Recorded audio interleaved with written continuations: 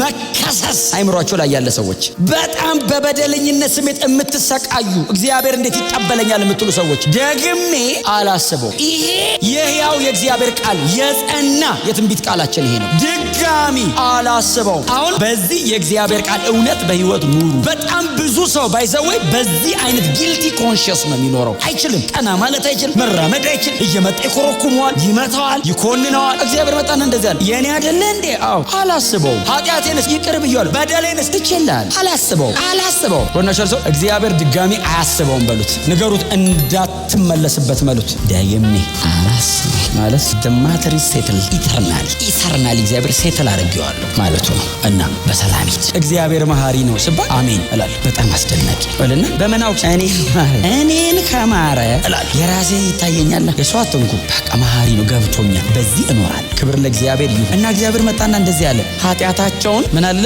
በደላቸውን ይቅር። በደል የሚለው ባይዘው ኮንስትራክቲቭ የሆነ ኃጢአት ማለት ድንገት የተሰራ በደል እንዳይመስል በተቀናጀ መንገድ አውቆ የተደረገ ነገር አለ እግዚአብሔር። ወደ እኔ ሲመጡ እተዋለሁ። ሰው ወደ ክርስቶስ ሲመጣ በክርስቶስ ኢየሱስ በኩል ወደ እግዚአብሔር ሲመጣ በልጄ በኩል ስለመጣ ትቼዋለሁ። ይቅር እላለሁ የሚለው በደላቸው የሚለው ቃል በስነ ስርዓት የተደራጀ ኃጢአት ወንጀል ማለት ነው። ማንም ቢያገኝ ፍርድ ፊት አቆሞ ሊያስፈርድብህ የሚችል ቀጥሎ ኢንቴንሽናሊ የተሰራ ስራ ማለት ነው። አምልጦ ድንገት ሳይሆን አውቀህ አቅደህ የተሰራ ስራ ማለት ነው። በደላቸውን ይቅር እላለሁ ኃጢአታቸውንም ከእንግዲህ አላስብም። በጣም ከባድ ቃል አይደል? እግዚአብሔር በደላቸውን ይቅር እላለሁ አለ።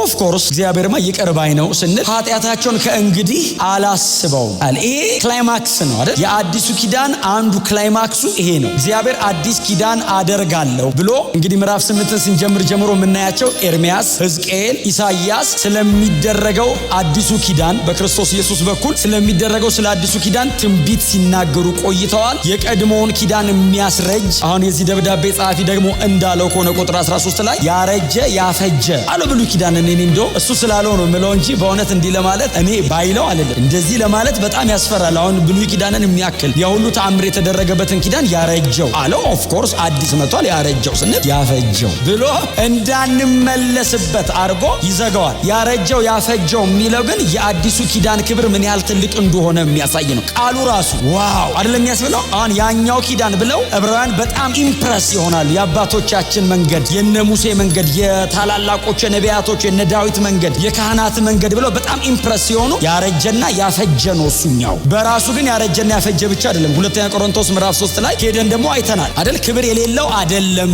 ሲመጣ የራሱ ክብር ነበረው። ይሄኛው በሚበልጥ ክብር ሲመጣ ነው ያኛውን ክብር የሌለው ያረገው ብሎ ሁለተኛ ቆሮንቶስ ምዕራፍ 3 ላይ ጳውሎስ አሁን አዲሱ ኪዳንን በጣም ሊያደምቀው ሲፈልግ ብሉይ ኪዳን ክብር አልባ አልነበረም። በክብር ነው የመጣው። መሬት እያንቀጠቀጠ፣ አለት እየሰነጠቀ፣ ተራራ እያፈረሰ፣ ድንጋይ እየበታተነ፣ ተራራ እስከ ወገብ እያነደደ፣ የተጠጋ በሙሉ እየሞተ 3000 ሰው ነው አይደል የሞተው? የዛሬ 15 ቀን ነግሬያቸዋለሁ። ኪዳኑ የተደረገበት ጊዜ 3000 ሰው ሞቷል እኮ። ድፍር ብለው ሲጠጉት እልቅ ነው ያሉት። አዲሱ ኪዳን ደግሞ የተደረገ ቀን 3000 ድኗል። አሁን ልዩነቱ እሱን ያኛው ክብር የሌለው አይደለም፣ አስፈሪ ነው፣ የሞት ነው የሚለው ለምንድን ነው? ከተጠጋው ይገላል። ለምን? ክብር አለው የራሱ። ይሄኛው ግን ጸጋና ምሕረት የተሞላ ስለሆነ፣ አዳኝ ስለሆነ፣ ታዳጊ ስለሆነ ሞር አስጠጊ ነው። ብሉይ ኪዳን እንድታይ ነው የሚያደርገ። አትቀምሰው፣ አትጠጋውም፣ ኤክስፔሪየንስ አታረገውም። እየተደነቅ እያማረህ ነው የሚቀረው። አንተ ውስጥ ገብቶ ስለማይኖር ኤክስፔሪየንስ ማድረግ አትችልም። አዲስ ኪዳን ደግሞ አንተን ማስጠጋት ብቻ አይደለም። ተራራ ላይ የሚወርደው እግዚአብሔር አንተ ውስጥ ነው ገብቶ የሚኖረው። አዲስ ኪዳን ክብሩ እሱ ነው። ብሉይ ኪዳን ተራራ ላይ ተቀምጦ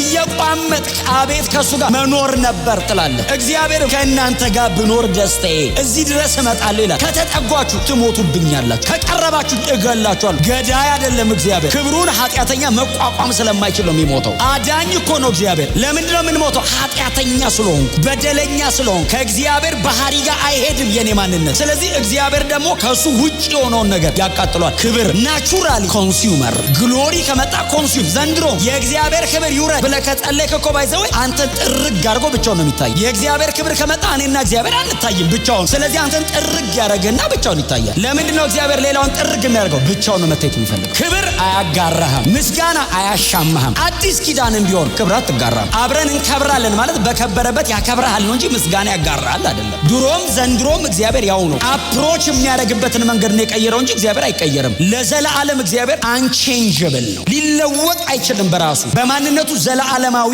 ነው፣ የማይቀየር ነው። ኢንቲቲው አይቀየርም። ምንድነው ታዲያ የቀየረው? አፕሮች። ድሮ በዛኛው በብሉይ ኪዳን አቶንመንት፣ በብሉይ ኪዳን መስዋዕት፣ በብሉይ ኪዳን በጊደር በምናምን ነው። አሁን በልጁ በኩል አሁን እግዚአብሔር መጨበጥ ይችላል። መጨበጥ ችሏል ማለት እግዚአብሔር ወርዷል ማለት አይደለም። ትርጉሙ አንተን አውጥቷል ማለት። ጽድቅ ቀንሶ አይደለም ማለት ያስጠጋ፣ ክፍያህን ከፍሎልህ አቀርቦ ነው። እግዚአብሔር ለዘላለም የማይዛነፍ ባህሪው ምሕረቱና ጽድቁ ነው። እግዚአብሔር መሐሪ ነው። መቼ? ለዘላለም። ጻድቅ ነው። እስከ መቼ? ለዘላለም። አይጣረስም ሁለት ባህሪው። አንተ በጣም ጻድቅ ኮንክ መሐሪ አትሆንም፣ ትከፍላለህ። በጣም መሐሪ ኮንክ ደግሞ ጽድቅ ላይ ኮምፕሮማይዝ ታደርጋለህ። ቆይ እንለፈው ትላለህ። እግዚአብሔር እንለፈው አይልም። ጻድቅ ነው በባህሪ። እስቲ አሜን በሏ። ራይቸስ ነው። መቼ?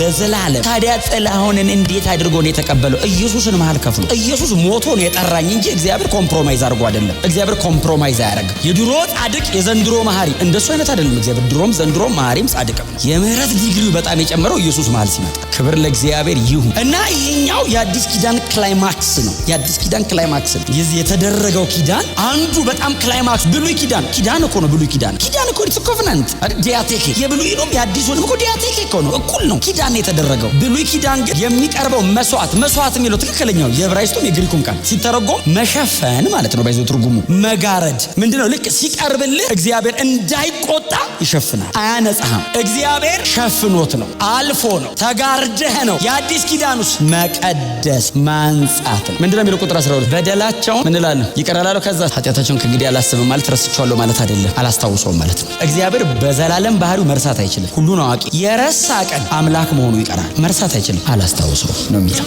አሜን በሏ። ረስቶት አይደለም ትቶት ነው። አያውቀውም እንዴ? ያውቀዋል። ድሮ ምን እንደምትሰራ እግዚአብሔር አያውቅም እንዴ? ያውቃል። አሁን እዚህ ስመጣ ረስቶት ነው እንዴ? አይደለም። ድጋሚ አላስበውም አለ። ሰው ድጋሚ አላስበውም ሲል የሆነ ቀን ትዝ ይለዋል። እግዚአብሔር ረስቶ አይደለም፣ አላስታውስም ነው። አላስበውም ነው ያለው። ረሳሁት አይልም። አላስታውስም ኖ ሞር ሪሜምበር። አላረግም፣ አይረሳም፣ አያስታውስም። አላስበውም ማለት እግዚአብሔር አለማወቅ አይችልም። ማወቅ ብቻ ነው የሚችለው። ምን ያውቃል? ሁሉን ማወቅ አናውቅም። ሁሉን ያውቃል ነው የምለው እንጂ ነው ሁሉን ማወቅ ምን ማለት እንደሆነ ራሱ አላውቅም። አይምሮዬ ሁሉን ማወቅ አያውቅም። ሁሉን የሚያውቅም አላውቅም። እግዚአብሔር ብቻ ነው ሁሉን አዋቂ። ሁሉን ያውቃል ስትል ያንተ ሁሉ ከሆነ ነገር እስከሆነ ነገር ነው። ሁሉን ያውቃል እንላለን። የት በሰማይም በምድርም ያለው። ሰማይን ማን ያውቀዋል? እስካይ ነው የምታውቀው። ሄቨን ታውቃለህ? ሄደህ አታውቅም። መንፈሳዊ ዓለም እዛ መላእክት ሰፈር ሄደህ ታውቃለህ? አታውቅም። እግዚአብሔር ታዲያ ምንድን ነው? አይመረመርም፣ አትችልም። እግዚአብሔር የሚጠና የሚሸመደድ አምላክ አይደለም። ሊገለጥልህ በወደደ መጠን ነው የምታውቀው። የተገለጠልህን ራሱ ሸርፈ ነው የምታውቀው። እስቲ አሜን በሏ። እግዚአብሔር እወቅ ካለ ነገር ላይ ራሱ ከፍለ ነው የምታውቀው። አንተ የምታውቀውን ነገር የበለጠ የሚያውቅ ሌላ ሰው እያለ የሆነ ሰው ሲመጣ ደግሞ ከሱ በተሻለ ያጠና ደግሞ ይመጣል። በጣም ስፔሻሊስት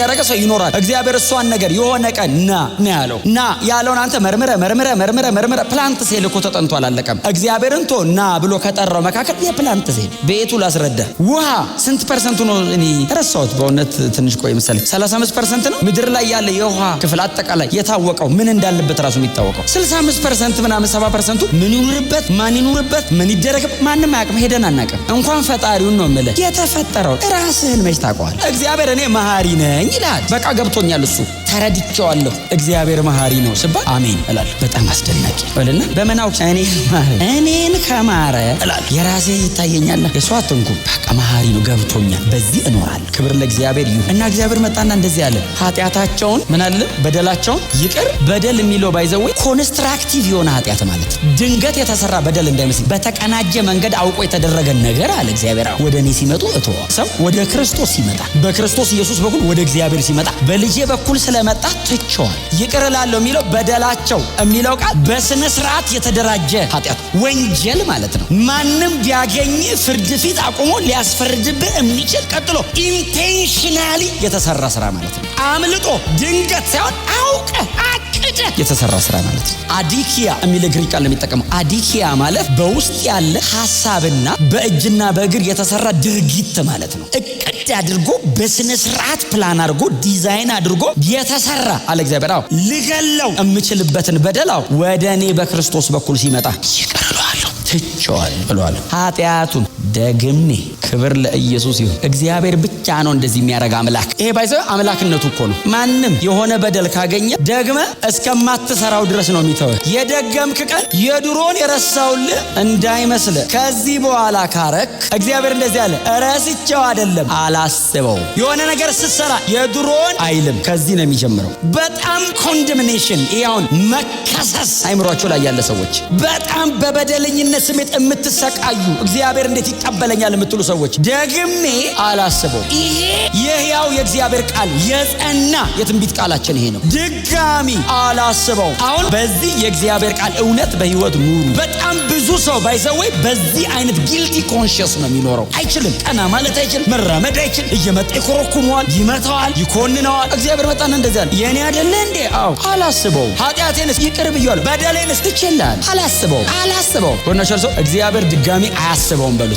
ንገሩት፣ እንዳትመለስበት መሉት። ደግሜ አላስበው ማለት ደማትሪ ሴትል ኢተርናል እግዚአብሔር ሴትል አድርጌዋለሁ ማለቱ ነው። እና በሰላም ከመዝሙር የተጠቀሰ ቃል ነው። ሮሜ 4 ላይ ሄደን አንድ ቃል ነው 4 ጀምሮ ላንብብላችሁ። እንደዚህ ይላል ሮሜ ምዕራፍ 4 ከቁጥር 4 ጀምሮ፣ አንድ ሰው ስራ ከሰራ ደሞዙ እንደ ስጦታ ሳይሆን እንደ ተገቢ ዋጋው ይቆጠርለታል። ነገር ግን ለማይሰራ ኃጥኡን ሰው ጻድቅ በሚያደርግ በእግዚአብሔር ለሚያምን ሰው እምነቱ ጽድቅ ሆኖ ይቆጠርለታል አለና ቁጥር 6 ላይ ዳዊትም ጽድቅ ያለ ስራ ስለሚቆጠርለት ሰው ብጽዕና እንዲህ ብሏል፣ መተላለፋቸው ይቅር የተባለላቸው ኃጢአታቸው የተሰረየላቸው ብፁዓን ናቸው። ኃጢአቱን ጌታ ከቶ የማይቆጥርበት ሰው ብፁዕ ነው። በጣም በትህትና ጎናችሁ ያሉ ሰው ብፁዕ በሉት። ኃጢአቱን እግዚአብሔር የማይቆጥርበት ብፁዕ ነው። የማይቆጥርበት ማለት ሁሌ ከዚህም ከመጣ አይቆጠርብኝም እያለ የሚሰራ ማለት አይደለም። እንደዚህ አይነት ትምህርት የለውም መጽሐፍ ቅዱስ አፍተረው። እንደዚህ አይነት ትምህርት የለውም። እንደዚህ አይነት ነገር አናወራም እዚህ ቤት። እያወራ ያለው ምንድነው? እስከ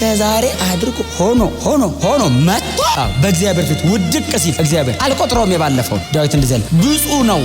የማርከው ዳዊት ያውቃላ ምን ያልሰራው ስራ አለ። ዳዊት ምን ያህል ሆነዋል ቤተ መቅደስ ካልሰራው ሲል እግዚአብሔር ምንድነው ያለው?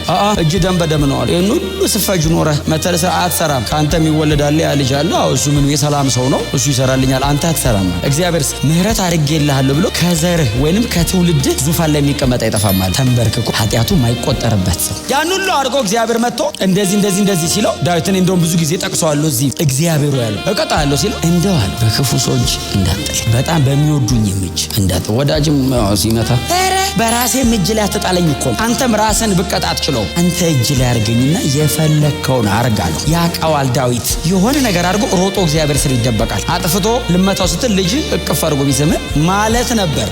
አሁን ዳዊት የአባት ልብ ያውቃል። የአባት ልብ በደንብ አንደስታ አባቱ እኮ በደንብ ትሪት አላደረገውም። ስድስቱ ነው በደንብ የሚንከባከበው አባትየው። ለምንም ሲጠሩ እሱስ ገብቶታል የእግዚአብሔር ልብ ምን አይነት እንደሆነ። ስለዚህ እግዚአብሔር ሆይ ይለዋል። እግዚአብሔር ሲምረው ሲተወው እድሜውን አይደል ሽምግልናውን እርጅናውን ዙፋን ላይ ጨርሶ ሰው መጥቶ አልገደለውም። ዳዊት ለልጁን የሰጠው ንግስናው በክብር ነው ወደ አባቶቹ የተከማቸው። የእስራኤል ሞዴል ንጉሷ ዳዊት ነው። ከዳዊት በኋላ የመጣው ኢየሱስ ብቻ ነው በዳዊት ዙፋን የተባለው። በዚህ መጠን ዳዊት አልበደለም፣ አይቆጠርም የዳዊት በደል። ግን እግዚአብሔርስ ምህረት ያደርግለት። ዳዊትስ ፎር ግራንትድ አይወስደውም። ይገባኛል አይልም። እንደው ምህረት የገነነለት ኃጢአቱን የማትቆጥርበት ሰው ብሎ እዛው ይወድቃል እግዚአብሔር እግር ስር። እግዚአብሔር እንደገና እላዩ ላይ ያለውን አመዱን አራግፎ ዘይት ቀብቶ ተመልሶ ያመጣዋል። ወጥቶ ተዋጋ ድል አድርጎ መጣ ይላል። ከዛ ደግሞ ክብር ለኢየሱስ ይሁን። በእውነት ነው የምላችሁ በዚህ ልብ በእግዚአብሔር ቤት መኖር አለባችሁ። ይህ ኒው ቴስተመንት፣ ይህ አዲስ ኪዳን። በብሉይ ኪዳን እንደዚህ አይነት መዝሙር ከዘመረ ሰው ብሉይ ኪዳን ተቀምጦ እነ ሙሴ በሰጡት ሕግ ውስጥ ተቀምጦ ሰው በስራ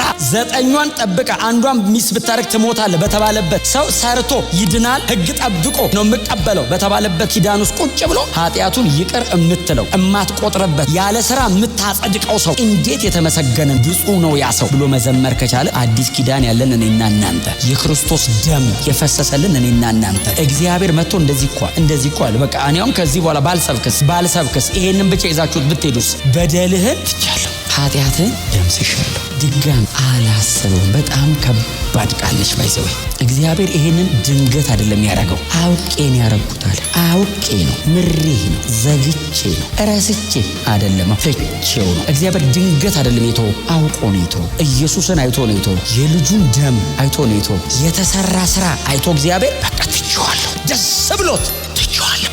ኖ በስብከት ሞኝነት ስብስብ ስንልኝ እንዲህ በቀላሉ ዝም ብሎ ሲሰበክልን አሜን ስንል ዳዊት እንደዚህ ያለ ብፁዓን ናቸው እንደዚህ አይነቶች። ኧረ እኔ እግዚአብሔር ይቅር አይለኝም የሚል ስንት አለ እኮ። ከዛ የባሰ በደል ያረገ ሰውዬ ደግሞ ይለኛል ብሎ ይመጣል። እግዚአብሔር ያንን ሰው እንደዚህ ይለዋል፣ ብፁዕ ነህ። የተሰራውን ስራ አክኖሌጅ ማድረግ፣ እግዚአብሔር በልጁ በክርስቶስ በኩል የሰራውን ስራ እውቅና መስጠት። አዎ ለኔ ነው። የክርስቶስ ደም ይቀድሰኛል፣ ያነጻኛል፣ ኃጢአቴን ከላይ ላይ ያስወግድልኛል። እግዚአብሔር ድጋሚ እንዳያስበው ያደርገዋል። ኃጢአቱ እኮ እኔ ጋር እኮ አይደለም ያለው፣ እኔንማ ቀድሶኛል፣ እኔንማ አንጽቶኛል፣ እኔማ ንጹህ ነኝ። የተሰራውን ስራ ግን እግዚአብሔር እንደገና ካጠፋህበት ከእንትን ውስጥ ከሪሳይክል ቢን ውስጥ አያወጣም። እግዚአብሔር ከዘጋበት በቃ የለም። እኔ እናንተ የለም እያለ ነው የምንኖረው። እግዚአብሔር ግን አላስታውሰው። እኔና ኦሬ የለም እኔ አረኔ አይደለሁም። ለምን አዲስ ፍጥረትና ተቀይረሃላ። በዚህኛው ኪዳን እኮ የባህሪ ለውጥ ብቻ እኮ የማንነት ለውጥ ነው ያረከው። ማንነት ተቀይሯል። እንዲህ ስተረግ አንዳንዴ ድሮ የምታወሩበት ሰፈር ሄዳችሁ ወሬ ጠፍቶባችኋል። ቋንቋው ምንድነው? ድሮ እኮ አንተ ነህ እኮ የምትመራው። ማንነት እኮ ነው፣ የማንነት ለውጥ ነው። በቃ ተለውጠሃል፣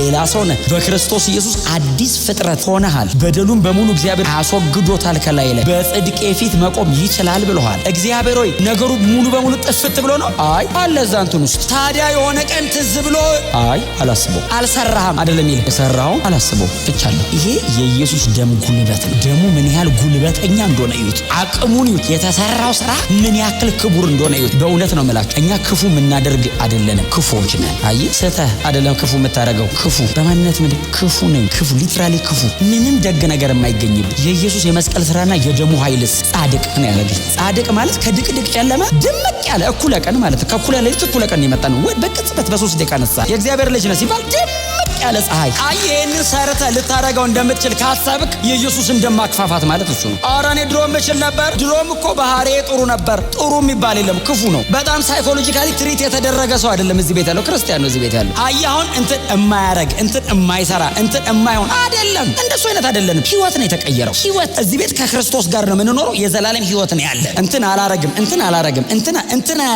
አያረግም። ልዩነታችን የባህሪ አይደለም፣ የህይወት ነው። እኔ የዘላለም ህይወት አለ። ባህሪው ምንም ጥርጥር የለውም። ይሄ ህይወት ውስጥ ካለ እየወረሰ ይመጣ፣ ትቀየራል። ምንም ጥያቄ የለውም።